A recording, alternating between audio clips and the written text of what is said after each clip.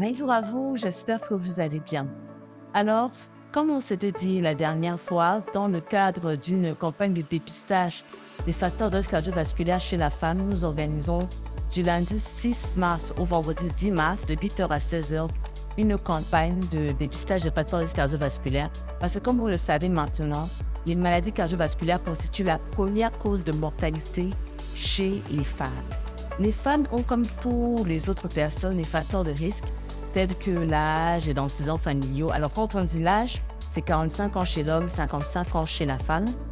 Les antécédents familiaux, est-ce que vous avez des parents, papa, maman, qui étaient cardiaques?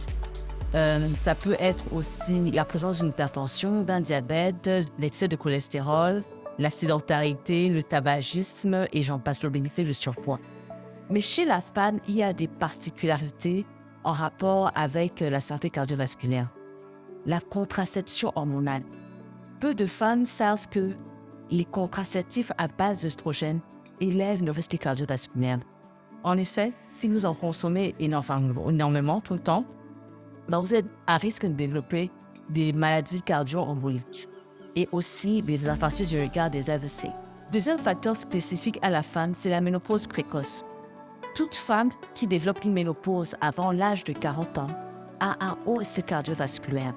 Et les signes de ménopause, je rappelle, c'est la sudation extrême, les bouffées de chaleur, notamment nocturnes, la nervosité, la sécheresse vaginale, la baisse de la libido, etc.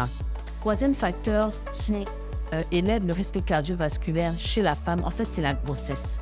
Certaines femmes vont développer soit un diabète, on parle de diabète gestationnel, soit une hypertension, on parle de prééclampsie pendant la grossesse. Et ces phénomènes-là peuvent être transitoires, disparaître juste après la grossesse.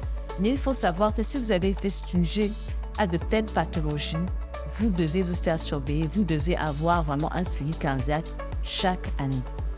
Et enfin, quatrième facteur de risque spécifique chez la femme concernant la santé cardiovasculaire, ce sont des facteurs psychologiques, le stress, la dépression, l'anxiété.